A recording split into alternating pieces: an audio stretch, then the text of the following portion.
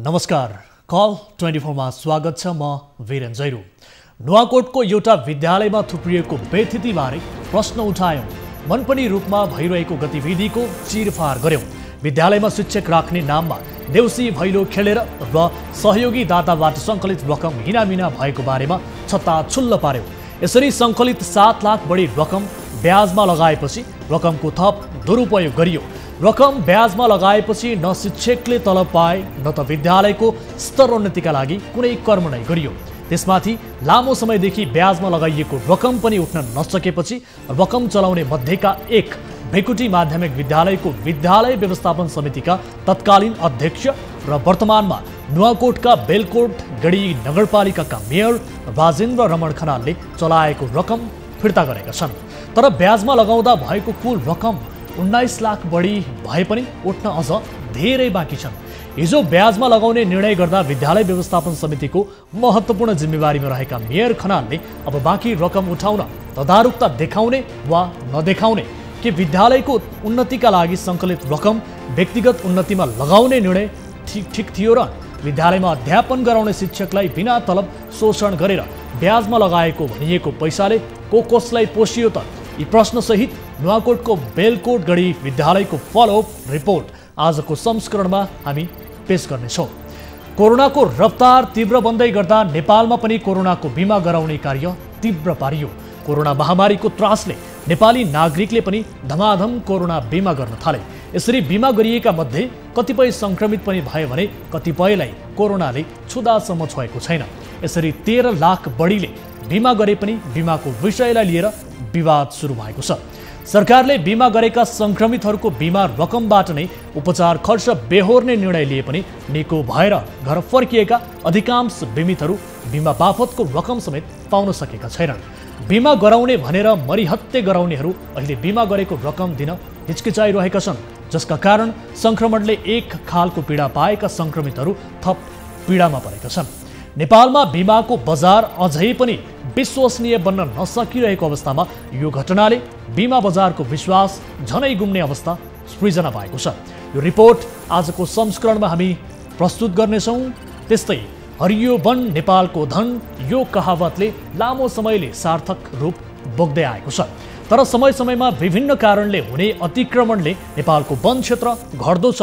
जलवायु परिवर्तनको प्रभावलाई कम गर्न पनि वन जङ्गलको रक्षा नेपालका लागि अनिवार्य बनेको छ। तर वन तस्कर र विभिन्न नियत बोकेकाहरूको शिकार निरन्तर नेपालको वन क्षेत्रमाथि हुँदै आएको छ, जसका कारण हरियो वनहरू बिस्तारै उजाड पाखामा परिणत हुने त्रास समेत बढेको छ। पछिल्लो समय डडेलधुरामा वनको जग्गा अतिक्रमणमा पर्न थालेपछि जिल्लाको अमरगढी नगरपालिका 1 तडीबाट स्थित भागेश्वर सामुदायिक वन र राष्ट्रिय वन मासिँदै जान थालेको छ। सरकारवाला निकायहरूले ध्यान नदिने हो भने यी दुवै वन चाँडै लोप हुने भय बढ्दो छ। यो रिपोर्ट पनि आजको संस्करणमा हामी समावेश गर्नेछौँ। यस अलावा तपाईँ दर्शकहरूसँग प्रत्यक्ष कुराकानी, यसअघि प्रसारण भएका रिपोर्टहरूको फलोअप र तपाईँसँगको गुनासोमा पनि हामी जोडिनेछौँ।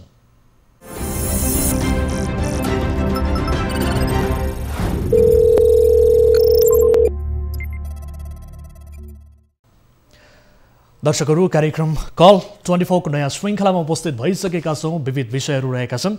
तपाईँहरूले उजागर गर्नुभएका विषयहरू सहितको रिपोर्ट आजको कार्यक्रममा पनि समावेश गरेका छौँ, तयार पारेका छौँ र सँगसँगै तपाईँ दर्शकहरूसँग पनि कुराकानी हुनेछ। यहाँहरूले कुनै समस्या भोगिरहनु भएको छ, कुनै आपद विपदमा हुनुहुन्छ यति बेला र आफ्ना गाउँ ठाउँमा भएका व्यथिति विसङ्गति बारे विशेष जानकारी गराउनु पर्नेछ भने तपाईँका लागि हामीले यति बेला हाम्रो हटलाइन खुला गरिसकेका छौँ र जसका लागि तपाईँले हाम्रो टोल फ्री नम्बर 1660 011 2424, एनसेल नम्बर 980115 72424 र भाइबर नम्बर 9884 011 037 मा तपाईँले कल गर्न सक्नुहुन्छ। यदि इन्टरनेटको पहुँचमा हुनुहुन्छ र देश वा विदेश जहाँ जुनसुकै अवस्थामा हुनुहुन्छ तपाईँले आफ्ना समस्याहरू भाइबर मार्फत समेत हामीलाई राख्न सक्नुहुन्छ र कार्यक्रम अवधिभर यो नम्बर, हाम्रा हटलाइनका नम्बरहरू टेलिभिजन स्क्रिनमा देखिनेछ। तपाईँले जुनसुकै बेला पनि हामीलाई सम्पर्क गरेर आफ्नो गुनासोहरू, जिज्ञासाहरू र आफ्ना प्रश्नहरू राख्न सक्नुहुन्छ र ती प्रश्न तपाईँका सम्बन्धित निकायका पदाधिकारी वा व्यक्ति समक्ष प्रत्यक्ष रूपमा राख्ने मध्यस्थकर्ताको भूमिका हामी निर्वाह पक्कै पनि गर्नेछौँ र यहाँहरूले आफ्ना प्रश्न जिज्ञासाहरू सम्बन्धित निकायका व्यक्तिहरूसँग राख्नका लागि आफ्नो फोन तपाईले गर्न सक्नुहुन्छ निःशुल्क रूपमा तपाईले हामीलाई सम्पर्क गर्न सक्नुहुन्छ भन्दै आजको पहिलो विषयतर्फ यहाँहरुको ध्यान आकर्षण गराउन चाहन्छु। शैक्षिक संस्थाहरू विशेषतः पछिल्लो समय चर्को शुल्क असुल्नमै व्यस्त रहेका छन्, तर कतिपय विद्यालयहरूमा मनोमानी हुने गरेका घटनाहरू कार्यक्रम कल 24 ले सार्वजनिक गर्दै आएको छ। यस्तै हामीले कार्तिक 22 गते संघीय राजधानी काठमाडौँ नजिकैको जिल्ला नुवाकोटको बेलकोटगढी नगरपालिकाको एक विद्यालयमा चरम अनियमितता भएको गुनासो स्थानीयबाट आएपछि रिपोर्ट समेत प्रसारण गरेका थियौं, जहाँका स्थानीय सरकारका प्रमुखदेखि समाजकै अगुवाले विद्यालयको उन्नतिका लागि छुट्याएको रकम दुरुपयोग गरेको पाइएको थियो। हामीले सोही विषयमा स्थानीय सरकारका प्रमुखदेखि विद्यालय व्यवस्थापन समितिका अध्यक्षसँग जवाफ समेत मागेका थियौं। हाम्रो निरन्तरको फलोपछि बेलकोटगढी नगरपालिकाका मेयरले आफूले प्रयोग गरेको रकम फिर्ता गरेका छन्। यो फलोअप रिपोर्ट हेरौं। कार्यक्रम कल 24 ले समाजमा भइरहेको हरेक गलत क्रियाकलापको चिरफार गर्दै आएको छ। यस्ता विषयमा सम्बन्धित निकायलाई बारम्बारको खबरदारी गर्दै समस्याको समाधान समेत गरिएको छ। यस्तै कार्तिक 20 गते हामीलाई नुवाकोटको बेलकोटगढी नगरपालिकामा रहेको भृकुटी माध्यमिक विद्यालयको रकम स्थानीय सरकारका प्रमुखले चरम दुरुपयोग गरेको गुनासो स्थानीयले कल 24 मा गरेका थिए। उक्त गुनासोलाई सम्बोधन गर्दै हामीले कार्तिक 22 गते सोही विषयको रिपोर्ट प्रसारण गरेका थियौं भने उक्त विषयको बारे सम्बन्धित निकायसँग बुझेका थियौं। 2065 सालमै प्रस्तावित माध्यमिक विद्यालय सञ्चालकका लागि निकै कठिनाई भयो। त्यसबारे प्रस्तावित माध्यमिक विद्यालयका लागि कम्तीमा 3 जना शिक्षक नियुक्त गर्नुपर्ने थियो। सरकारी दरबन्दी कायम नभएसम्मका लागि भए पनि आन्तरिक स्रोतबाटै रकम जम्मा गरेर भए पनि माध्यमिक कक्षाका लागि विद्यालय सञ्चालन गरियो। देउसी भैलो र अर्म पर्म गरेर भए पनि विद्यार्थी अभिभावकहरूले करिब 7 लाख रुपैयाँ रकम जम्मा पारे। त्यसबेला विद्यालय व्यवस्थापनका अध्यक्ष रहेका राजेन्द्र रमन खनालले समुदायसँग छलफल गरेर उठेको रकम ब्याजमा लगाउने र रकम पठाउने प्रस्ताव गरे। उनी राजेन्द्र रमन अहिले नगरपालिकाका मेयर छन्, तर विद्यालय सञ्चालकका लागि त्यस बखत सो रकम प्रयोग भएन। आन्तरिक स्रोतबाटै शिक्षक भर्ना गरिए पनि ती शिक्षकले पारिश्रमिक नै पाएनन्। बरु दिक्क भएर सरोज पौडेल साउदी अरब भासिनु पर्यो। अरू 2 जना शिक्षकको अवस्था पनि उस्तै रह्यो। 2073 सालमा विद्यालयका लागि उठाएको रकम लिएका ऋणीलाई जम्मा पारेर पैसा फिर्ता माग्यो, तर केहीले ब्याज तिरे पनि पुरै रकम फिर्ता हुन सकेको छैन। अहिले हिसाब गर्दा 19,77,009 रुपैयाँ रकम बुझेको छ। यो पनि हिसाब मात्र। मेयर खनालले भने हामीले उक्त विषयको रिपोर्ट प्रसारण गरेपछि आफूले लिएको रकम फिर्ता गरेको खबर कल 24 लाई प्राप्त भएको छ। विद्यालयको रकम ब्याजमा लिनेहरूले भने अहिलेसम्म आफूले लिएको पैसा फिर्ता गरेका छैनन्। दर्शकहरू, यस विषयमा हामी जानकारी लिन्छौँ। यति बेला हामीसँग बेलकोटगढी नगरपालिकाका मेयर राजेन्द्र रमन जोडिनु भएको छ प्रत्यक्ष रूपमा। मेयर साहब, स्वागत छ यहाँलाई कार्यक्रममा। धन्यवाद सर। हजुर, यसअघि पनि हामीले विशेष गरी विद्यालयको विषयलाई लिएर यहाँसँग कुराकानी गरेका थियौँ। निरन्तर हामीले फलोअप पनि गरिरहेका छौँ यो विषयलाई। हजुर, सबैभन्दा पहिले त यहाँलाई धेरै धेरै धन्यवाद। धेरै समय पछाडि भए पनि यहाँले रकम फिर्ता गर्नुभएको खबर आएको छ। यसबारे बताउनुहोस् न, कति रकम फिर्ता गर्नुभयो? 3,55,000 चाहिँ ब्याज उठाउँदै सबै फिर्ता गरिएको। हजुर, पहिला ब्याज तिरेको थियो। हजुर, अनि अरूले नि यसको मतान्तर सबैले फिर्ता गर्ने हुन्छ। हजुर, अब तपाईँहरूले यो रकम लिँदाखेरि ब्याज सहित तिरौँला भनेर त्यो हिसाबले लिनु भएको हो कि अथवा के हो, यसबारे बताउनुहोस्। अहिले चाहिँ हामीले प्रस्तावित मार्ग सञ्चालन गरे हो हैन। हजुर, सुरुमै गरे हो त्यो 54,55 बाट दस्ताबाट उठाएर त्यो 50% ब्याज गरेर चलाइरा आयो भन्नु है। हजुर, मेयर साहब, अब हजुर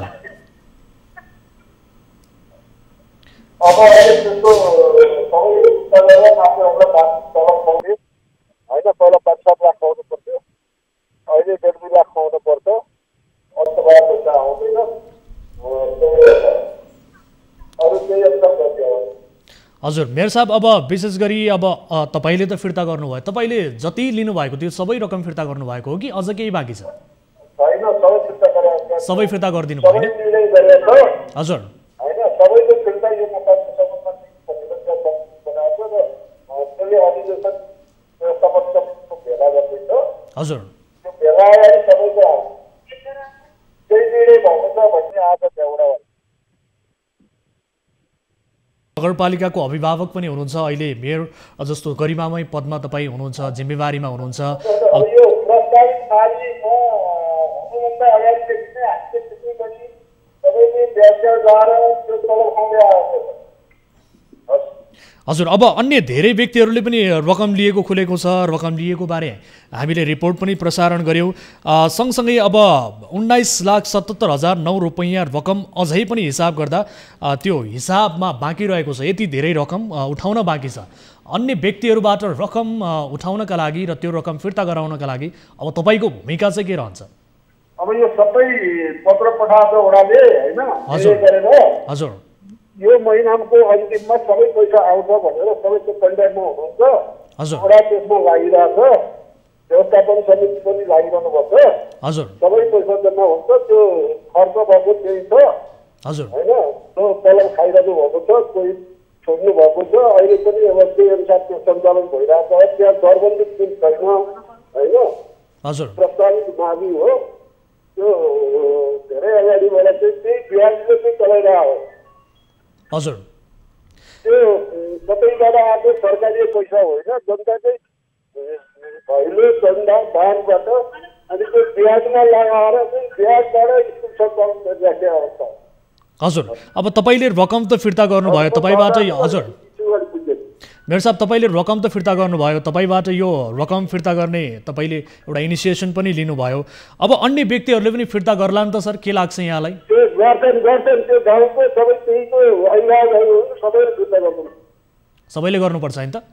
गर्नुपर्छ। यदि नगरिएको खण्डमा चाहिँ अब नगरपालिका अन्तर्गत नै हो, अब सबै शैक्षिक संस्थाहरू नगरपालिका अन्तर्गत नै रहेको छ।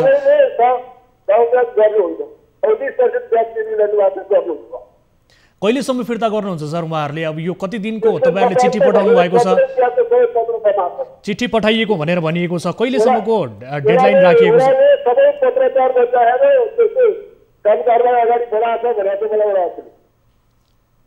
भनेपछि फिर्ता हुन्छ होइन त? हस्, समय र जानकारीका लागि धन्यवाद। र यस सँगसँगै अब अन्य जति पनि व्यक्तिहरू छन् उहाँहरूलाई पनि फिर्ता गराउनका लागि यहाँको भूमिका अग्रणी रूपमा अगाडि बढ्नेछ भन्ने जानकारी हामी अपेक्षा गर्न चाहन्छौँ। र समय र जानकारीका लागि तपाईँलाई धेरै धेरै धन्यवाद। दर्शक यति बेलामा आउनुहुन्थ्यो राजेन्द्र रमण खनाल, जो बेलकोटगढी नगरपालिकाका मेयर हुनुहुन्छ।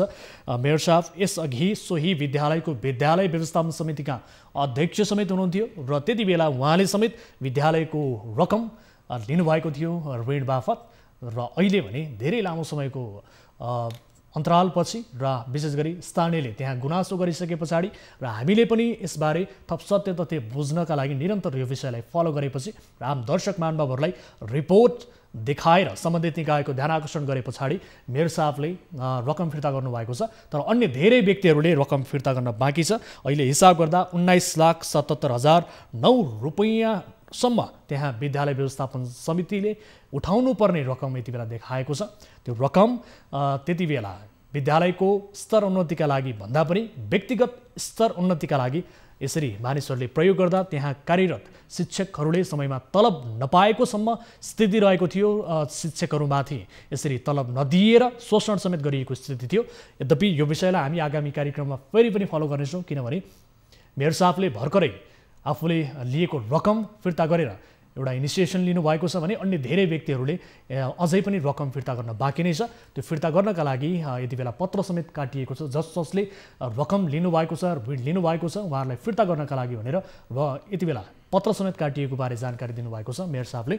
र त्यो फिर्ता हुन्छ हुँदैन र विद्यालय व्यवस्थापन समितिले त्यसलाई स्तरोन्नतिका रूपमा प्रयोग गर्न पाउँछ पाउँदैन, यसबारे हामी आगामी कार्यक्रममा पुनः फलोअप गर्नेछौँ भन्दै आजको अर्को विषयतर्फ यहाँहरूको ध्यान आकर्षण गराउन चाहन्छौँ। दर्शक महानुभावहरू, कोरोना भाइरसको सङ्क्रमण फैलिने सुरुवाती चरणमा विभिन्न बिमा कम्पनीहरूले बिमा कोरोना सुरु गरे।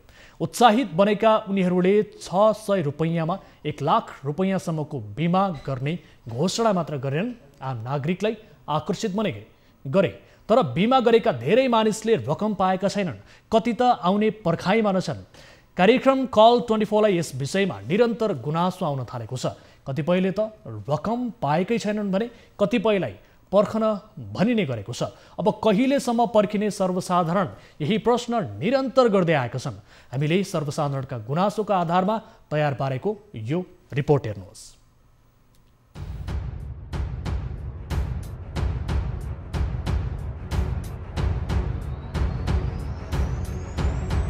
कार्यक्रम कल 24 का कतिपय श्रृङ्खलामा एउटा गुनासो प्राय आउने गरेको छ। अहिले कोरोना भाइरस संक्रमण फैलिँदै जाँदा बिमा गर्नेहरू पनि बढेका छन्, तर बिमा बापतको रकम नपाउने आम उपभोक्ताको गुनासो छ।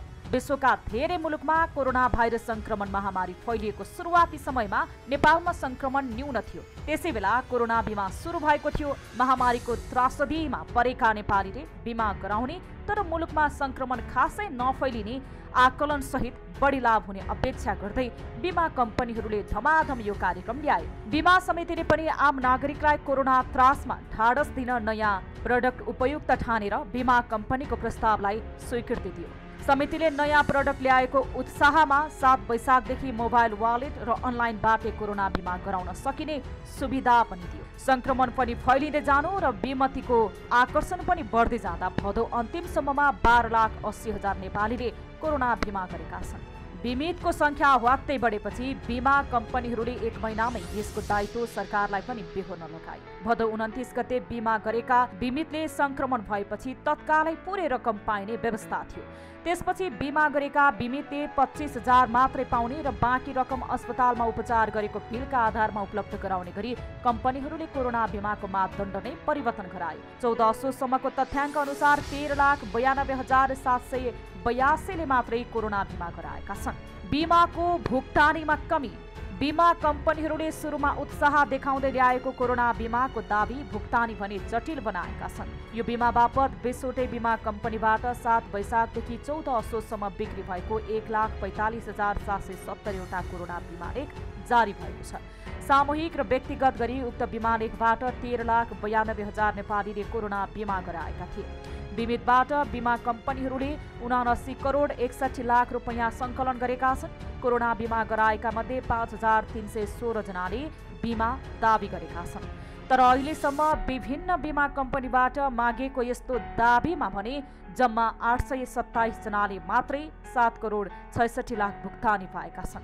बिमा समितिको तथ्याङ्क अनुसार दाबी भुक्तानी माग गर्ने 5,000बाट करिब 51 करोड 88 लाख माग भएको छ। यो रकम सम्बन्धित बिमा कम्पनीले नै आवश्यक कागजात नपुगेको र अन्य कारण देखाउँदै भुक्तानी गर्न आनाकानी गर्ने र अल्झाउने गरेका छन्। दर्शकहरू, हामीलाई कार्यक्रममा विशेष गरी म्याक्सिमम रूपमा धेरै सर्वसाधारणको कल आइसके पछाडि यो विषयलाई हामीले रिपोर्ट मार्फत यहाँहरू समक्ष प्रस्तुत गरेका हौँ र सम्बन्धित निकायको ध्यानाकर्षण हामी गराउनेछौँ। र यति बेला भने हामीसँग गुनासो गर्ने सर्वसाधारण मध्ये एक जना जोडिनु भएको छ। नमस्कार, को बोल्दै हुनुहुन्छ, कहाँबाट? नमस्कार, म मकवानपुर मनरी सल्लोत्तरबाट बोल्दैछु, रुद्रप्रसाद शर्मा बोल्दैछु। हजुर, यहाँको शुभ नाम के बताउनु भयो? मकवानपुरबाट भन्नुभयो। मकवानपुर मन्त्री 6 वार्ड नम्बर 6 गोलछर रुद्रप्रसाद शर्माको शुभ नाम। यहाँको शुभ नाम के बताउनु भयो? रुद्रप्रसाद शर्मा। रुद्रजी बताउनु होला तपाईँको समस्या के हो? विशेष गरी कोरोना बिमा तपाईँले पनि गराउनु भयो। बिमा गरिसके पछाडि अहिलेसम्म यहाँले यो रकम पाउनु भएको छैन, के हो? अलिकति बताउनुहोस् त डिटेल्स आफ्नो। मलाई भदौ 27 गते कोरोना पुष्टि भएको थियो। हजुर, म असोजको 12 गते मनरीको आइसियुबाट डिस्चार्ज भएको छु। हजुर, मैले एनएल कोरोना बिल गराएको पैसामा गराएको। तपाईँले कुन बिमा कम्पनी मार्फत बिमा गराउनु भएको थियो? NLG NSD. हजुर, एनएलजी मार्फत गराएको छु मैले। ठिक छ, एकैछिन होल्डमा रहनु होला। तपाईँको गुनासो हामी एकैछिनमा सुन्छौँ। यति बेला हामीसँग बिमा समितिका कार्यकारी निर्देशक राजु रमण पौडेल प्रत्यक्ष टेलिफोन सम्पर्कमा हुनुहुन्छ। पौडेल सर, स्वागत छ यहाँलाई कार्यक्रममा। हजुर, अब यति बेला कोरोना बिमालाई लिएर धेरै आम सर्वसाधारणले गुनासो गर्न थालेका छन्। सुरुवाती चरणमा कोरोना बिमालाई लिएर एउटा किसिमको उत्साह देखिए पनि अहिले यो बिमा प्रक्रिया एकदमै जटिल बनिरहेको र धेरै बिमा कम्पनीहरूले सर्वसाधारणका बिमा गरिएका रकमहरू समेत दिनका लागि आनाकानी गरिरहेको र विभिन्न प्रक्रुटमेन्ट प्रोसेसमा अल्झाइरहेको बारे गुनासो बढ्न थालेको छ। यसबारे यहाँहरूलाई कतिको गुनासो आउने गरेको छ सर? यहीँबाट सुरु गरौँ त। हामीले पहिले एउटा असंविधानबाट निर्देशन आएको थियो, त्यो 7 दिनभित्र हामीले गाडी भुक्तानी गर्नु भनेर हामीले भनिसकेका थियौँ, निर्देशन दिइसकेका थियौँ। र हाम्रा बिमा कम्पनीहरूले चाहिँ यो चाहिँ पहिला चाहिँ के थियो भने सरकारी ल्याबहरूमा सरकारले नै पिसिआर टेस्ट गराउँथ्यो। पिसिआर टेस्ट गर्ने बित्तिकै दिने थियो, उसमा हाम्रो बिमा लेखमा थियो र 7 दिनभित्र दिनलाई हामीले बिमा लेखमा पनि लेखाएका थियौँ। अलिक त्यो गर्दाखेरि के रहेछ भने सरकारले निजी क्षेत्रलाई पनि पिसिआर टेस्ट गर्नु दियो। टेस्ट गर्नु दिइसकेपछि त्यहाँबाट आएका जुन बिमा टेस्ट भएर आइसकेपछि कुनै आधिकारिक रूपमा चाहिँ यो भेरिफिकेसन गर्नलाई हामीले एउटा टिम बनाएको छौँ। त्यो टिमले भेरिफिकेसन गर्छ। त्यो स्वास्थ्य मन्त्रालयले एउटा टिम बनाइरहेको छ। त्यो भेरिफिकेसन भइसकेपछि अनि त्यो चाहिँ पहिलो बिमा कम्पनीहरूले के गर्छन् भने पुलमा लान्छन्। पुलमा लैसकेपछि पुलबाट बिमा समिति आउँछ। बिमा समितिबाट त्यो भेरिफिकेसनलाई स्वास्थ्य मन्त्रालय जान्छ। त्यहाँ भेरिफिकेसन भएर आइसकेका जुन विवरणहरू छन्, ती दाबीका विवरणहरू छन्, त्यो चाहिँ हामीले त्यही पुलमा पठाउँछौँ र अनि त्यसपछि बिमा कम्पनीले आफूले दाबी भुक्तानी गर्छ। पहिलेको हेरेर भन्दा अहिले चाहिँ गुनासो धेरै कम भएको छ। सर, तपाईँहरूले जुन किसिमको यो प्रक्रुटमेन्ट प्रोसेस बनाउनु भएको छ, जुन किसिमको मापदण्ड बनाउनु भएको छ, प्रक्रिया जुन छ, यो प्रक्रिया बनाइसके पछाडि यही प्रक्रिया अनुसार फलो गरेका व्यक्तिहरूले सहज रूपमा भुक्तानी पाएका छन् त? अनि यो त सहजै रूपमा पाउनु, उहाँले आफूले त्यहाँ तोकिएका विवरणहरू कागजहरू बिमा कहाँ पुगिसकेपछि उहाँले सहजै रूपमा पाउनु भएको छ जस्तो लाग्छ मलाई। तर धेरैले गुनासो गरेका छन्, धेरैले भुक्तानी नपाएको र बिमा कम्पनीहरूले राखेका छौँ। त्यो हटलाइनमा हामी कहाँ आउने गुनासो पहिला धेरै आउँथ्यो, अहिले धेरै कम छ। ठिक छ, एकैछिन होल्डमा रहनुहोला सर। म तपाईँलाई प्रत्यक्ष रूपमा सर्वसाधारणको गुनासो पनि सुनाउँछु। यति बेला हामीसँग रुद्रजी जोडिनु भएको छ, जसले गुनासो गरिरहनु भएको छ। रुद्रजी सुन्दै हुनुहुन्छ? हजुर सर। हजुर, आफ्नो गुनासो र आफ्नो बारेमा विस्तृत रूपमा आफ्नो समस्याको बारेमा बताउनुहोस् त। यति बेला हामीसँग बिमा समितिका कार्यकारी निर्देशक राजु रमण पौडेल सर प्रत्यक्ष टेलिफोन सम्पर्कमा हुनुहुन्छ। सबै कुरा उहाँलाई बताउनुहोस् त। सरलाई नमस्कार। नमस्कार। मैले भदौ 27 गते मलाई कोरोना पुष्टि भएको थिएँ सहरमा। मेरो नाम रुद्रप्रसाद शर्मा। म असोजको 12 गते मनरीको आइसोलेसनबाट कोरोना सन्चो भएर निक्लेको थिएँ। मैले असोजको 14 गते सम्पूर्ण कागजात एनएलजी इन्सुरेन्स मार्फत पठाएको थिएँ होइन, तर आजसम्म मैले बिमाको दाबी पाउन सकिनँ। हजुरले त्यो पिसिआर चाहिँ कहाँ गराउनु भएको थियो? मैले पिसिआर कीटनाशकमा हेटौँडाको सरकारी ल्याबमा छ। हेटौँडामा? हजुर, कीटनाशक गराएको। अनि हामीले एउटा संयन्त्र के बनाएको छौँ भने हजुर हो पहिलेदेखि नै अहिले त तपाईँले पाइसक्नु पर्ने हो।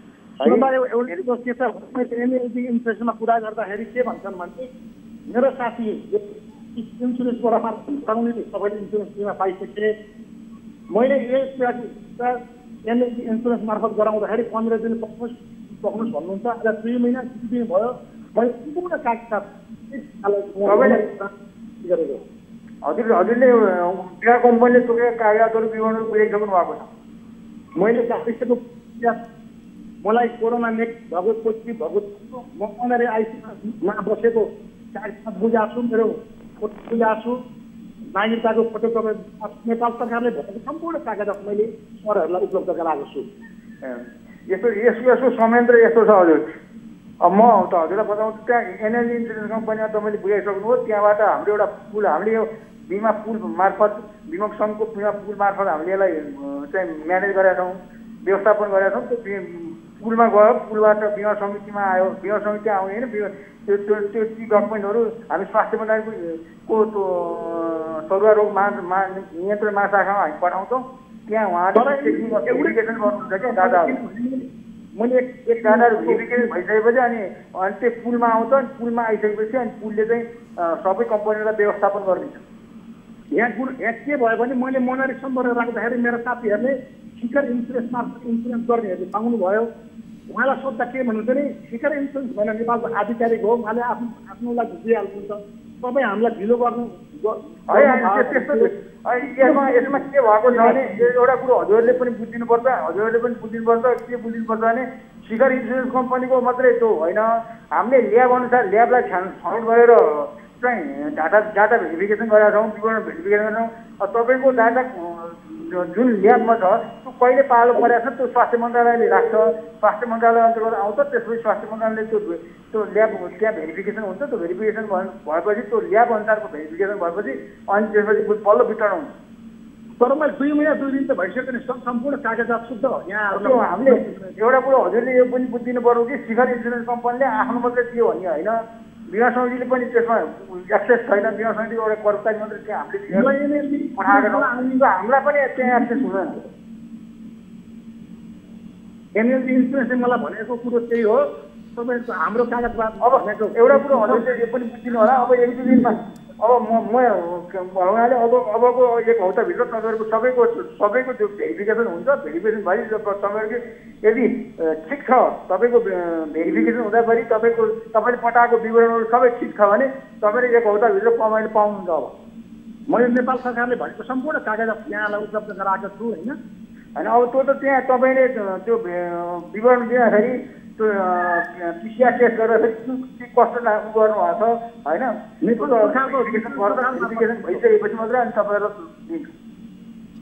सर उहाँले बताएअनुसार, रुद्रजीले बताएअनुसार सबै डकुमेन्ट्सहरू उहाँले बुझाउनु भएको छ भन्नुभएको छ। अब भेरिफिकेसनका लागि 1 हप्ता पुनः लाग्ने हो तपाईँको भनाइअनुसार कि के? होइन, 1 हप्ता त जनरल रूपमा लाग्छ नै हजुर, किनभने त्यो सबै डाटा देख्नु भएन। अहिले हाम्रो नेपालकै अब नेपाल एयरलाइन्सको जहाज हङकङमा गएर ब्ल्याक लिस्टमा पऱ्यो। यही पिसिआर टेस्ट नेगेटिभ र पोजिटिभको कारणले गर्दाखेरि त्यो त दाइ भुक्तानी दिँदाखेरि हामीले पोजिटिभ आउने भने त त्यो भेरिफिकेसन गर्नलाई अलिकति टाइम चाहिँ लिन्छ। तर हामी छिटोभन्दा फास्ट ट्र्याकमा हामीले चाहिँ भेरिफिकेसन गराइरहेछौँ। अब हाम्रो बिमा कम्पनीले दिनको हाम्रो जस्तो पहिलेको डाटा हेरेर अहिले हेर्न खोज्दै हामीले एकदम फास्ट ट्र्याकमा अगाडि लगाउँछौँ। र अब त्यो दिनको करिब 200-300 जनाको हामीले दाइ भुक्तानी गरिरहेको छौँ। राजु रमण सर, जस्तो यहाँहरूले सुरुवाती दिनमा जब कोरोना बिमाको अवधारणा यहाँहरूले ल्याउनु भयो त्यति बेला सर्वसाधारणलाई उत्साह दिलाउनका लागि यहाँहरूले यो प्रक्रियालाई अलिकति सहज पनि बनाइदिनु भयो। तर अहिले आएर अलिकति जब मानिसहरूको यसप्रति आकर्षण बढ्यो, धेरै उत्साह देखियो, धेरै मानिसहरूले बिमा गराए, त्यस पछाडि ठ्याक्कै कम्पनीहरूले आफ्नो स्ट्राटेजी पनि चेन्ज गर्नुभयो। के कारण हो सर? यो कम्पनीको नियतमाथि पनि अलिकति प्रश्न उठ्यो सर यति बेला। धेरै सर्वसाधारणले कम्पनीको नियतमाथि पनि प्रश्न चिन्ह खडा गरेका छन्। यहाँ यस्तो भयो कि अब कोरोना बिमाले हजुरहरूलाई थाहा छैन, पत्र पत्रिकामा तपाईँहरूकै पत्रिकामा हामीले पढेको हौँ होइन।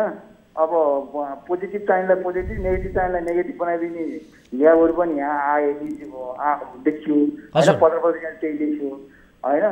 अब त्यो आयो हुनाले हामीले चाहिँ अब त्यो जम्मै भेरिफिकेसन नगरिकन हामीलाई पनि मन्त्रालय निर्देशन बमोजिम हामीले पनि काम गर्ने हो। त अब त्यो भेरिफिकेसन भएको कारणले गर्दा भेरिफिकेसन गर्न अलिकति टाइम लाग्छ। त्यो भेरिफिकेसन गरेपछि त मैले अहिले पनि भनिसकेको छु, करिब हामी 15 दिन 1 हप्ताभित्र अथवा 10 दिनभित्र त हामी सबै हामी कहाँ हुने डाटाहरू जम्मै भेरिफिकेसन हुन्छ। भेरिफिकेसन गरेपछि सबैले आफूमा दायी पर्छ। यदि त्यो विवरण उहाँहरूले लिमिटले दिएको विवरण त्यहाँ भेरिफिकेसन गर्दा ठिक छ भने नभएको त त्यो भइहाल्यो होइन। नभएकोहरूको पनि त्यो पनि फेला परेको छ भनेर भनेको सुनेको छौँ हामीले होइन। त्यो चाहिँ अब स्वास्थ्य मन्त्रालयसँग हामीले कोअर्डिनेट गर्नुपर्छ। हामीले इभन स्वास्थ्य मन्त्रालयले हामीलाई सुध त्यहाँ एक्सेस दिएको छैन। त्यो डाटाहरू हेर्नलाई हाम्रो एउटा मैले हाम्रो स्वास्थ्यबाट एउटा कर्मचारी नै खटाएर त्यहाँ राखेको पठाएको छौँ। एउटा कमिटी बनाइदिएको छ स्वास्थ्य मन्त्रालय। ठिक छ सर, यति बेला म तपाईँलाई एउटा अर्को हजुर एकजना फेरि प्रतिनिधिमूलक समस्या लिएर हामीसँग सर्वसाधारण फेरि जोडिनु भएको छ। उहाँको कुरा पनि म तपाईँलाई सुनाउँछु। नमस्कार, को बोल्दै हुनुहुन्छ, कहाँबाट? म यता नमस्ते हजुर, म धीरेन्द्र जोशी सर, यता धनगढीदेखि हो सर। धीरेन्द्रजी, तपाईँको समस्या के हो? आफ्नो समस्या राख्नु होला। यति बेला हामीसँग बिमा समितिका कार्यकारी निर्देशक ज्यू पनि प्रत्यक्ष लाइनमा हुनुहुन्छ। तपाईँको आफ्नो भोगेको समस्या चाहिँ के हो? तपाईँले किन पाउनु भएको छ? म यही असोजको 26 गते कोभिड सङ्क्रमित भएको थिएँ। मैले 26-27 गते नै मेल गरिसकेको थिएँ एनआइसी बिमामा होइन। अब मेल गरिसकेपछिदेखि नै मैले अब त्यही समयको आज लगभग मैले डकुमेन्ट बुझाएको ओरिजिनल धनगढी ब्रान्चमा 35 दिन भइसक्यो। मैले बिमा समितिमा पनि बार फोन गरिरहेको छु, बिमामा बोर्डमा पनि फोन गरेँ, अनि एनआइसीकोमा पनि भए। कसैले पनि छ अब समय लाग्छ, तपाईँको समय भइरहेछ, प्रक्रिया छ, अझै 2 महिना लाग्छ पनि बिमा समितिले नै अस्ति भर्खरै मलाई भनेको छ। अझै 2 महिना लाग्छ भनेर भनिएको छ। एउटा कुरो हजुरहरूले यो कुरो बुझिदिनु होला। तपाईँहरूले पठाउनु भयो, पठाएपछि त्यो पठाउने तपाईँले कर्पोरेट कार्यालयमा पठाइदिनु भयो। कर्पोरेट कार्यालयले यो हामीले व्यवस्थापन पुल मार्फत व्यवस्थापन गरेका छौँ। नेपाल वियोग सङ्घको पुल मार्फत व्यवस्थापन गरेका छौँ। त्यो व्यवस्थापन त्यो पुलले त्यो तपाईँले पठाएको डाटा जति भेरिफिकेसन गर्नलाई इडिसिडीमा पठाउँछ। इडिसिडीमा पठाइसकेपछि इडिसिडीबाट भेरिफिकेसन भएर आएपछि अनि बल्ल दाइ भुक्तानी पाइन्छ। दाइ भुक्तानी पाइन्छ। त्यो गर्नलाई त्यो काम गर्नलाई हामी फास्ट ट्र्याकबाट हामी काम गरिरहेका छौँ। अब हामीले दिनको 100, 150, 200 चाहिँ डाटा हामीले भेरिफिकेसन गरेर त्यो भुक्तान दिनलाई हामीले पठाइरहेका छौँ। अब त्यो त्यही अनुसार अनि हामीले एउटा कुरो तपाईँ हजुरले यो पनि बुझिदिनु होला कि जुन बजारमा जुन आज कम्पनीहरूको जुन छ त्यो हामीले त्यो अनुसार गरेका छैनौँ। हामीले ल्याब त्यहाँ स्वास्थ्य मन्त्रालयले आफैले ल्याब चोइस गर्नुहुन्छ। उहाँले आफैले ल्याबको अनुसार हुन्छ। त्यहाँ ल्याबबाट तपाईँ डाटा तानेर त्यहाँदेखि बल्ल त भेरिफिकेसन गर्नुहुन्छ। त्यस कारणले गर्दाखेरि अब त्यो ल्याबमा पिसिआर गरेको मान्छेहरूको भेरिफिकेसन भएपछि अनि त्यो त्यही अनुसार दाइ भुक्तानी भएको छ। सुन्नुभयो तपाईँले उहाँको कुरा? मैले यस्तो भयो सर। अब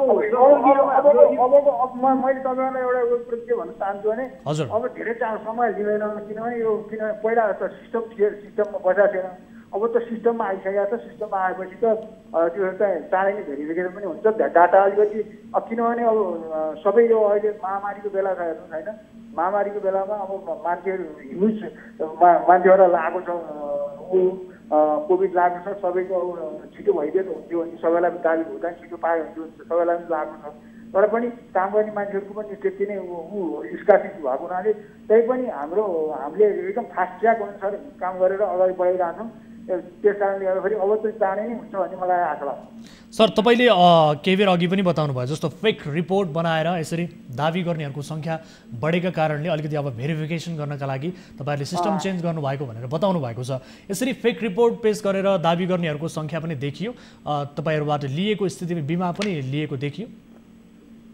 त्यो पनि देखिएको छ। डबल तपाईँको यस्तै भने एउटा कम्पनीमा गऱ्यो अनि अर्को कम्पनीमा गऱ्यो अनि दोहोरो बिमा पनि लिएको पाइएको छ होइन। त्यस्तो पनि चेक गर्नुपर्ने, त्यो चेक गर्नुपर्ने छ। एकातिर भेरिफिकेसन गर्नुपर्ने छ भने अर्कोतिर तपाईँको त्यो अब फेक डकुमेन्टले त तपाईँहरूको पेपरमा आएको है नि मैले भनिरहेको छु। अब हाम्रो यहाँबाट बाहिर जाने मान्छेहरूको अब नेपाल एयरलाइन चाहिँ अब तपाईँहरू छापिहाल्नु भयो, बजारमै आएको छ। त्यस्तो फेक डकुमेन्टहरू पनि बनेको छ।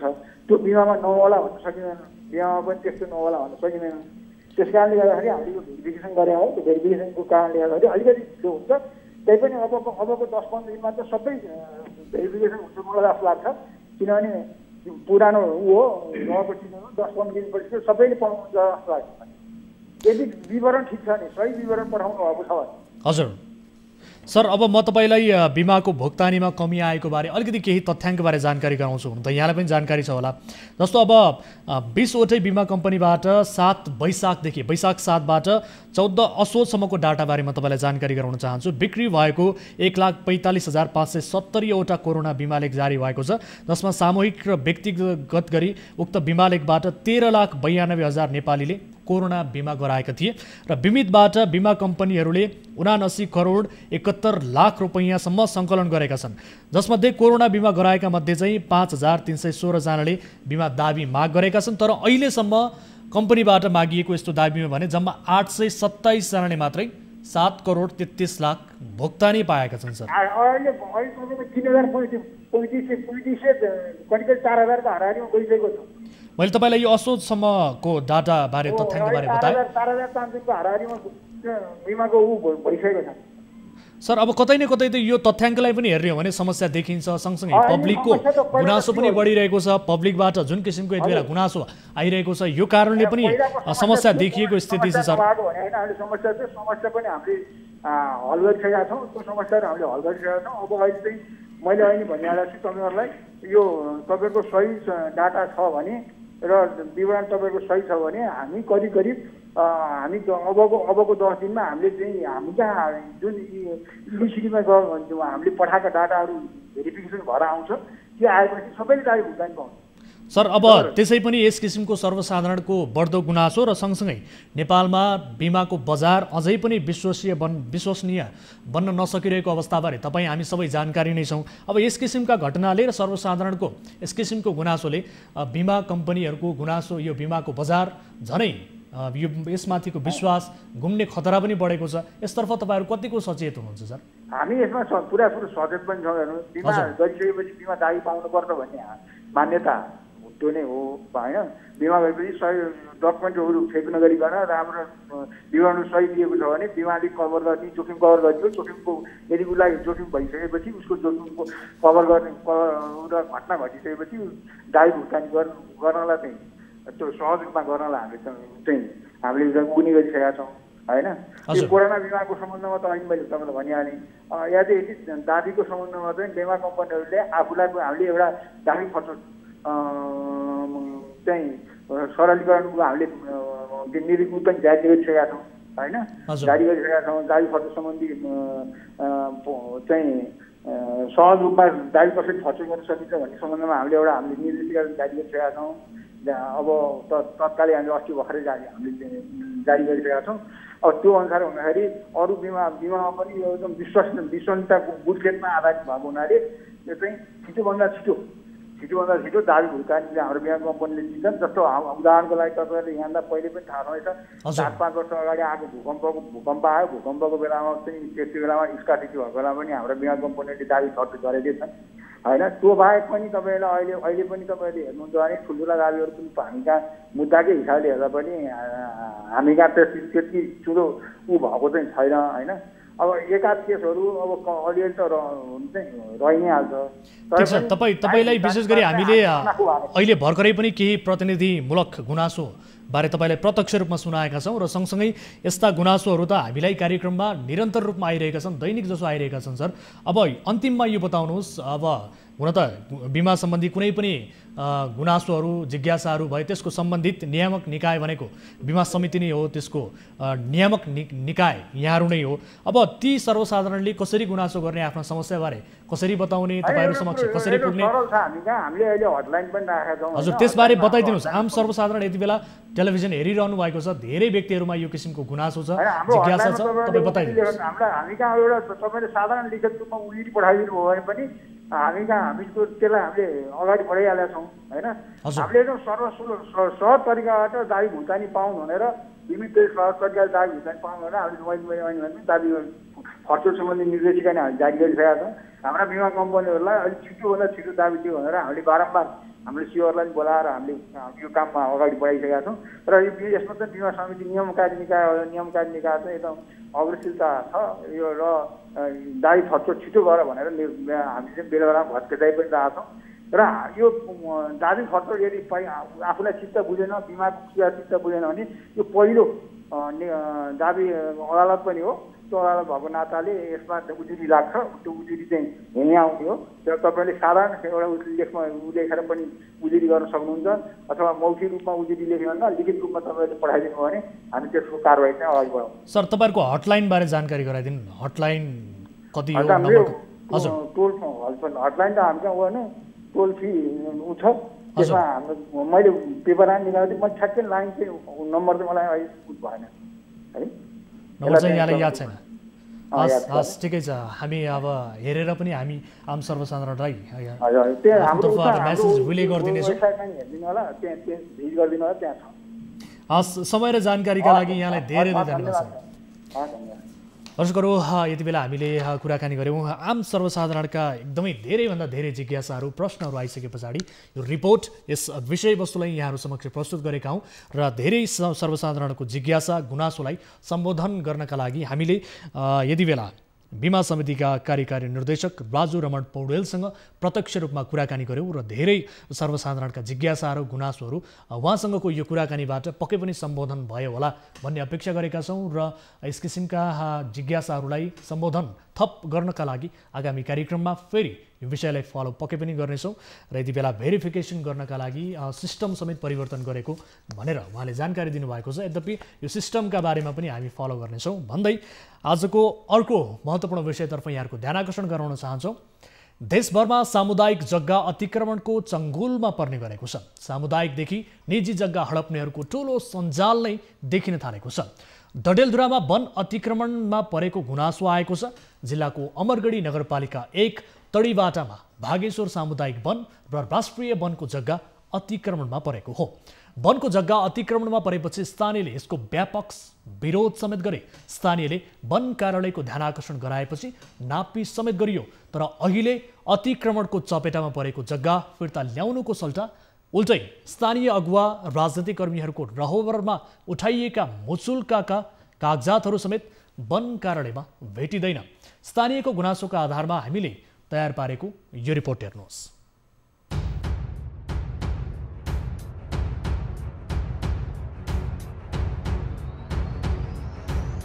अन्तर्राष्ट्रिय कानुन समेत आकर्षित हुने भएपछि वन सम्बन्धीको कानुनलाई बलियो मानिन्छ। तर देशभर अधिकांश क्षेत्रमा वन अतिक्रमणमा नपरेका ठाउँ भेट्टाउन मुस्किल पर्न थालेको छ। पछिल्लो समय डडेलधुरामा वनको जग्गा अतिक्रमणमा पर्न थालेको गुनासो बढ्दो छ। जिल्लाको अमरगढी नगरपालिका 1 तडीवाटा स्थित भागेश्वर सामुदायिक वन राष्ट्रिय वनको जग्गा विगत लामो समयदेखि अतिक्रमणमा परेको छ। सोही क्षेत्रका स्थानीयहरूले अहिले व्यापक रूपमा वन क्षेत्रको जग्गा अतिक्रमण गर्न थालेका छन्। स्थानीय डम्बरबहादुर ऐर, भीमबहादुर रावल र शिवराज रावलले लामो समयदेखि सामुदायिक जग्गा अतिक्रमण गरेर भवन तथा अन्य संरचना निर्माण गरेको स्थानीयको आरोप छ। उनीहरूले अतिक्रमण गरेर निर्माण गरेको संरचनाको विवरण यस्तो छ।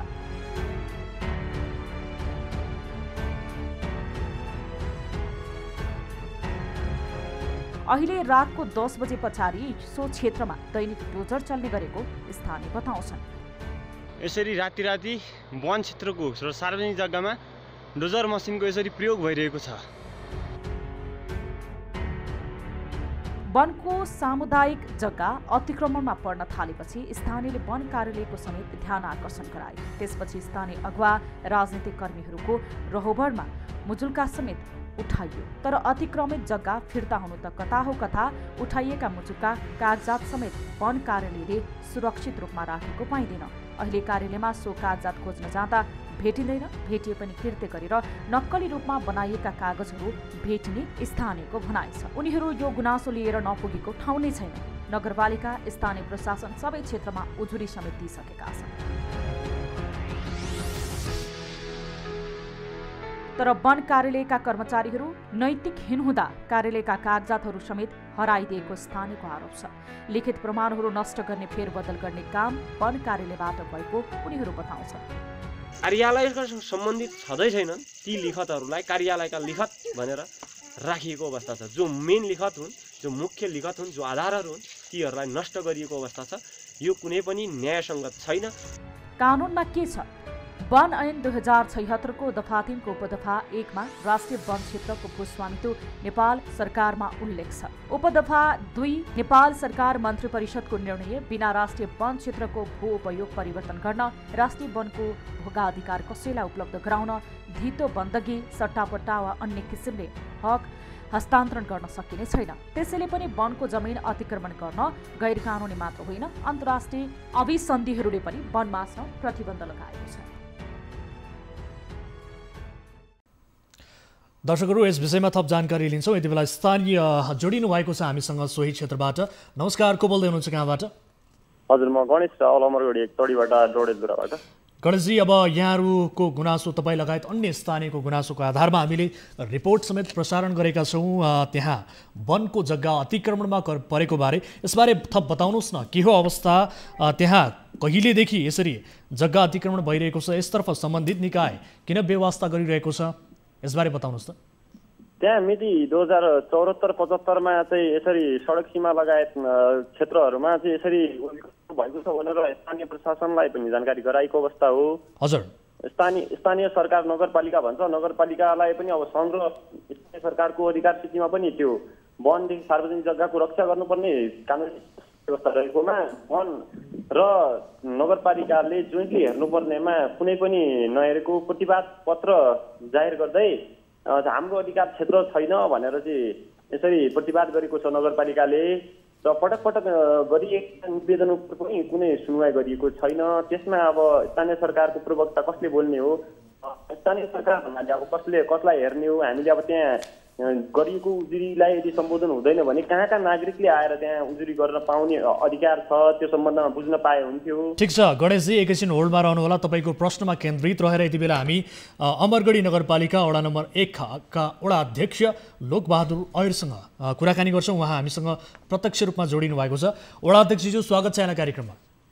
धन्यवाद सर, नमस्कार। हजुर, अब तपाईँको वडा अन्तर्गत तडीबाटा स्थित भागेश्वर सामुदायिक वन र राष्ट्रिय वनको जग्गा विगत लामो समयदेखि अतिक्रमणमा परिरहेको छ। रातको समयमा डोजर चल्छ, स्थानीयहरूले भवन बनाएका छन्, घर बनाएका छन्, शौचालय निर्माण गरेका छन्। सर, यसबारे तपाईँलाई जानकारी छैन?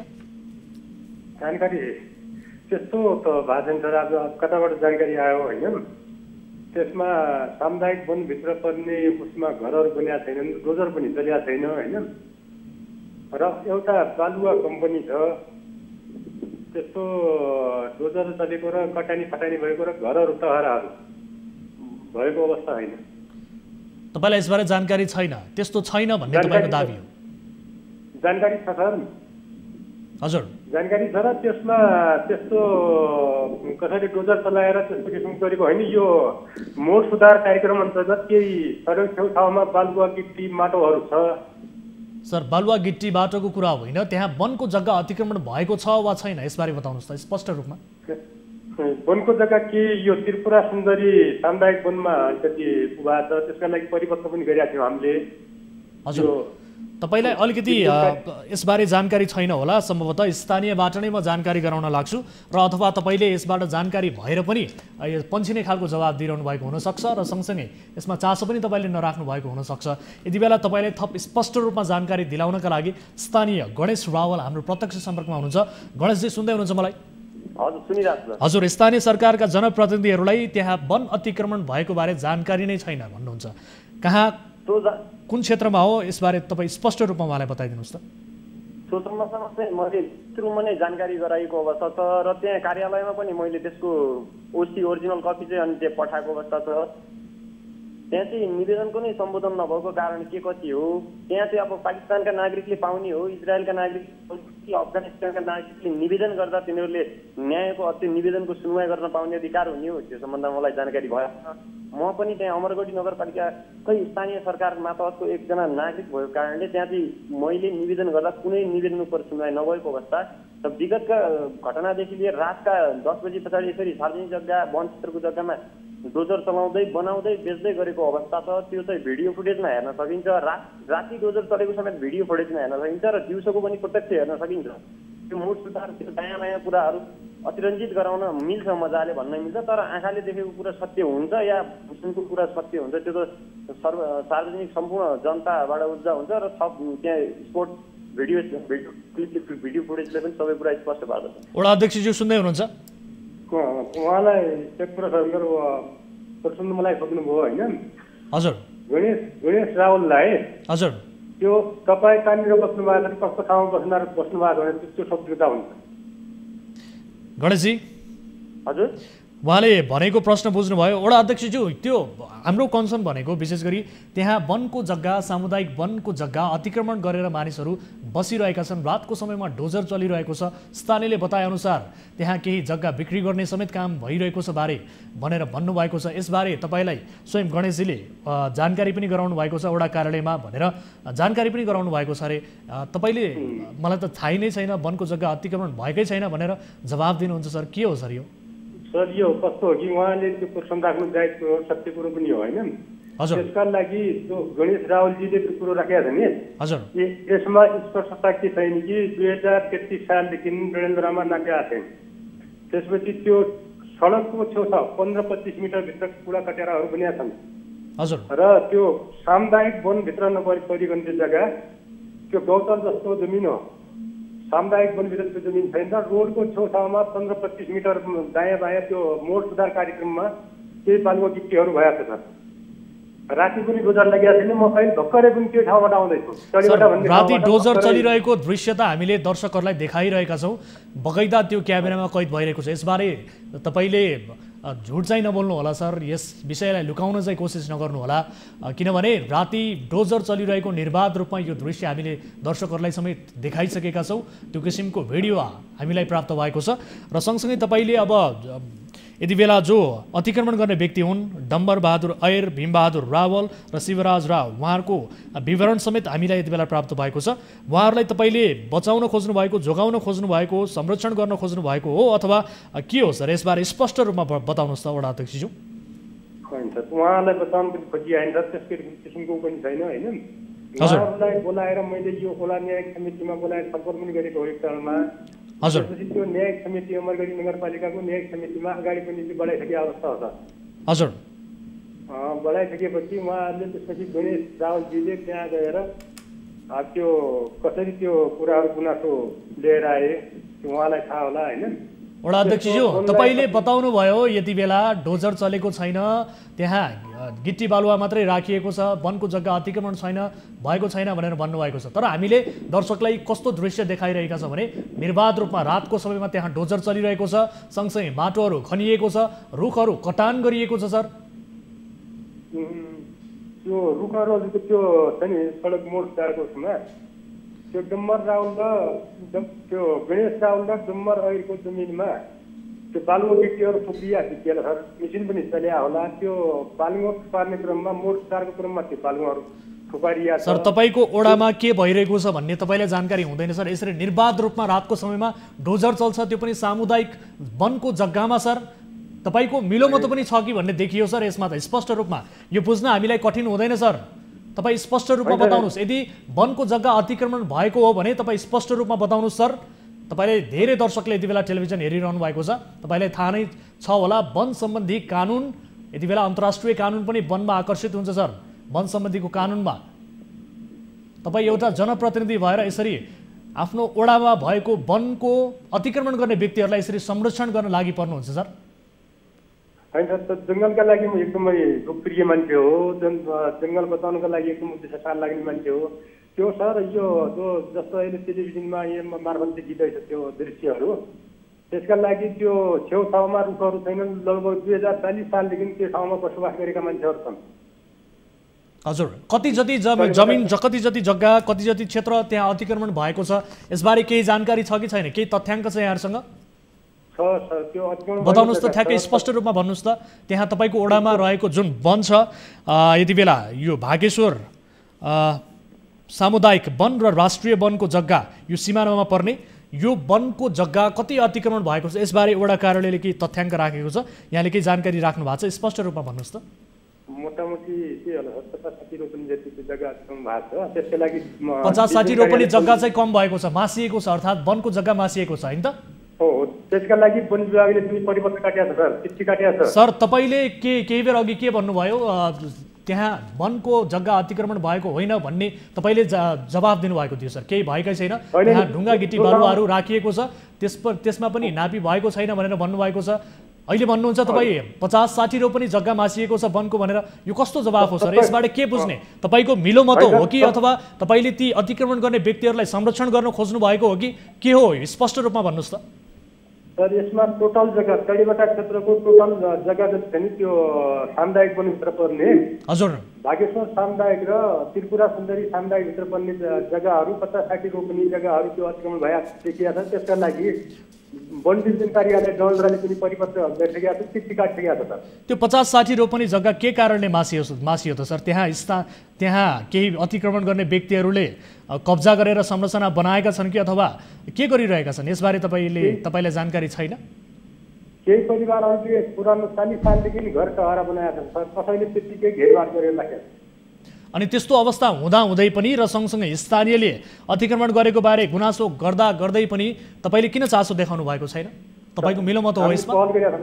सम्बन्धित निकायमा अमरगढी नगरपालिकाको न्यायिक समितिमा हामीले पठाइसकेका छौँ। के पठाउनु भएको छ? के भनेर पठाउनु भएको छ सर? यस्तो किसिमको यो कमिटी उसमा जस्तो यो अतिक्रमण भएको जग्गाहरू छोड्नुपर्छ भने परिपत्र गरेर हामीले गरिसकेका छौँ। छुटाउनुपर्छ त्यो नेपाल सरकारको जग्गा र यो त्रिपुरा सामुदायिक र भागेश्वर सामुदायिक वनको जग्गा अतिक्रमण गर्न पाइँदैन, काहीँको नेपाल सरकारको जग्गा अतिक्रमण गर्न पाइँदैन। भनेर हामी न्यायिक समितिमा सर यति धेरै कुरा त थाहा रहेछ तपाईले वन अतिक्रमण गर्न पाइँदैन, नेपाल सरकारको जग्गा सामुदायिक जग्गा कसैले व्यक्तिगत रूपमा कब्जा गर्न पाइँदैन भन्ने कुरा सबै कुरा तपाईलाई थाहा रहेछ, तर तपाईको ओडामा यसरी भइरहेको वन अतिक्रमण बारे तपाई किन चासो दिनुहुन्न, किन मलाई जानकारी छैन भन्नुहुन्छ, किन वन अतिक्रमण भएकै छैन भनेर भन्नुहुन्छ सर? यस किसिमको जवाफदेहिता तपाई किन दिनुहुन्छ? सर मैले भन्नु खोजेको के हो, जो जग्गा त्यहाँनिर गणेश रावलले त्यस्तो डम्बर रहेको हो हजुर, त्यो रोड छेउछाउको जग्गा 15-25 मिटर भित्रको जग्गा, सडक भित्रको जमिन त्यहाँनिर बालुवाहरू थुपारिया छ। त्यसमा अरूको मैले पनि त्यो रोक्नका लागि त्यो बालुवाहरूलाई कटिङ गराउने बेला त्यो रोक्नका लागि म स्वयं आफू पुगेको छु। म त्यहाँ एकैछिन होल्डमा रहनु होला, एकैछिन होल्डमा रहनु होला वडा अध्यक्षज्यू। यति बेला हामीसँग जो वन अतिक्रमण गर्ने व्यक्ति हुन् डम्बर अहिले हामीसँग जोडिनु भएको छ। डम्बर सर स्वागत छ यहाँलाई कार्यक्रममा। नमस्कार हजुर, अब तपाईले त वनको जग्गा अतिक्रमण गर्नुभएको रहेछ, राति राति डोजर चलाउनुहुन्छ सर, के हो सर यो?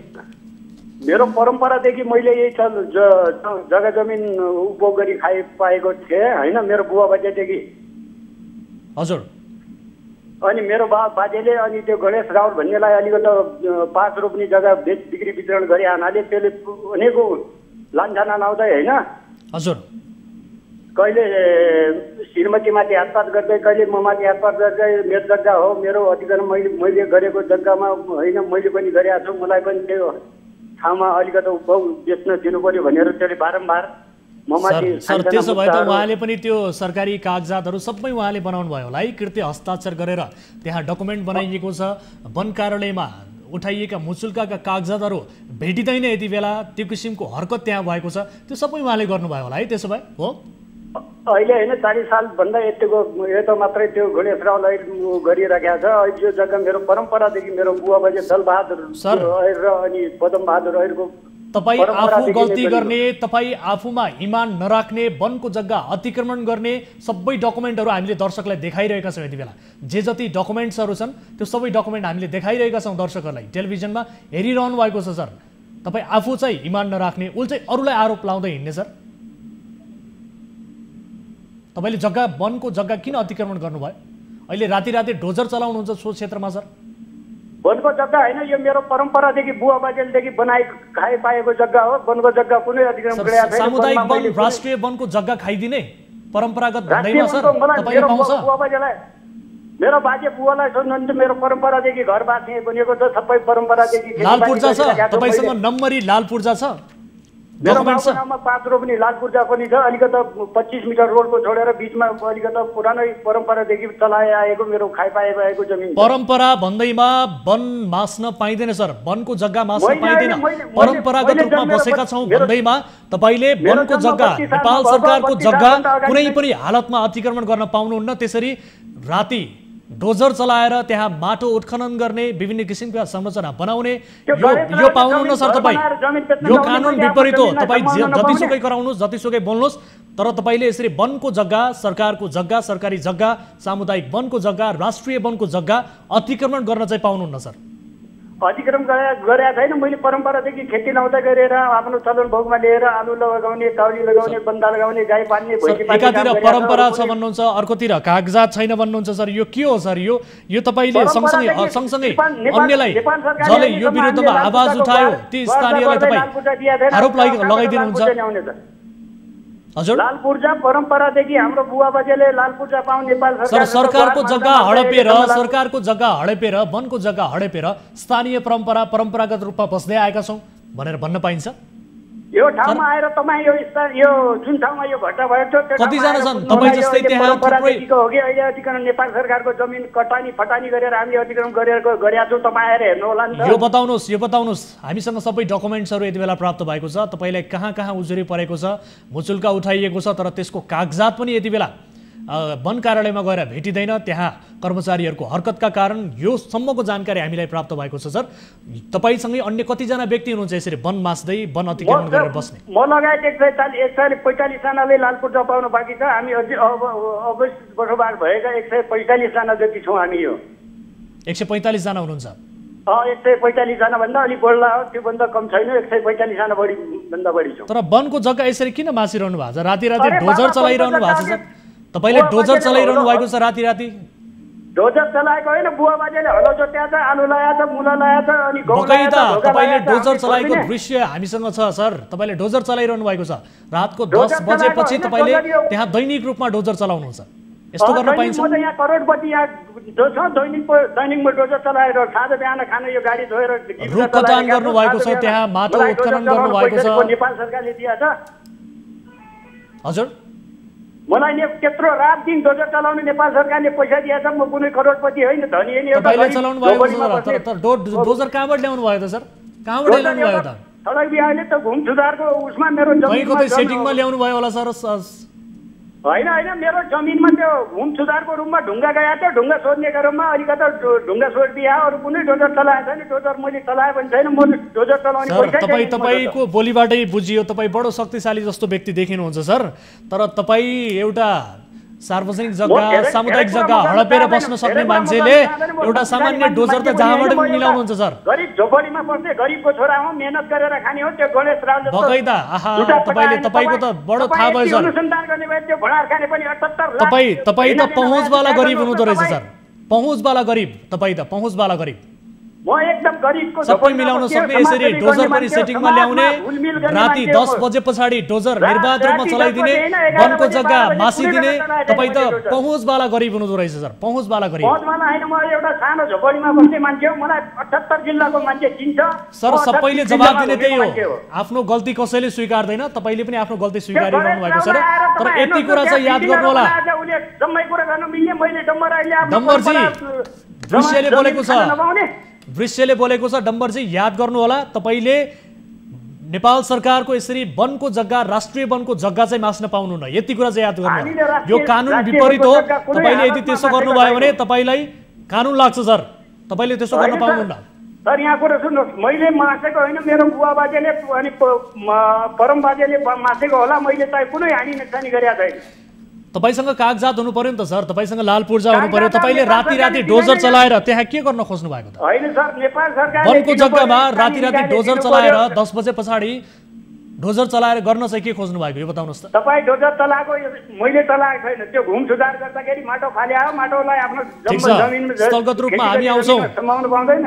स्थलगत रूपमा हामी आउँछौँ। तपाईले यसरी राष्ट्रिय वनको जग्गा तपाईँ आउनु मास्न चाहिँ पाउनुहुन्न सर। स्वागत छ, तपाईँ आउनु होला। यदि धेरै ठाउँमा उजुरी परेको छ, यदि धेरै ठाउँमा उजुरी परेको छ, स्थानीय प्रशासनलाई पनि यो विषय राम्रोसँग जानकारी छ, स्थानीय सरकारलाई पनि राम्रोसँग जानकारी छ। वन कार्यालयमा स्थानीयहरू र राजनीतिक कर्मीहरूको अगुवाईमा त्यहाँ भएको मुचुल्का, उठाइएको मुचुल्कामा समेत यति बेला गडबडी गरिएको छ। वन कार्यालयमा त्यो डकुमेन्ट यति बेला भेटिएको छैन, ती प्रमाणहरू नष्ट गरिएका छन्, फेरबदल गरिएको स्थिति छ। हामी स्थलगत रूपमा आउँछौँ सर।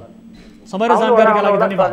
तर यति कुरा याद राख्नु होला, राष्ट्रिय वनको जग्गा चाहिँ तपाईले मास्न पाउनुहुन्न। र सँगसँगै वडा अध्यक्षज्यू सुन्दै हुनुहुन्छ? दर्शक पनि यति बेला वडा अध्यक्षज्यू पनि हुनुहुन्थ्यो हाम्रो प्रत्यक्ष लाइनमा। उहाँलाई पनि समय र जानकारीका लागि धन्यवाद दिन चाहन्छौँ र यो विषयलाई हामी फलो गर्नेछौँ। आज समय अभावका कारणले यो कुराकानीलाई हामीले अगाडि बढाउन सकेनौँ। दर्शक कार्यक्रम कल 24मा छौँ। तपाईँ दर्शकहरूले उठाउनुभएका यी र यस्तै विषयको संवेदनशीलतालाई बुझेर सत्य तथ्य बुझ्ने र त्यसको उत्खनन गर्ने प्रयास निरन्तर रूपमा जारी राखेका छौँ। यदि कुनै आपद विपदमा हुनुहुन्छ, कुनै समस्यामा हुनुहुन्छ, कुनै व्यथिति विसङ्गतिबारे जानकारी गराउनु पर्नेछ भने तपाईँले हाम्रो टोल फ्री नम्बर 1660 011 2424, एन्सल नम्बर 98 015 7 2424 र भाइबर नम्बर 98 84 011 037मा कल गर्न सक्नुहुन्छ र भिडियो मार्फत पनि आफ्ना जिज्ञासा समस्याहरू हामीलाई 24 घण्टा पठाउन सक्नुहुन्छ भन्दै आजका लागि कार्यक्रम कल 24 को निर्धारित समय सकिन्छ। हामी निरन्तर न्युजमा छौँ। नमस्ते।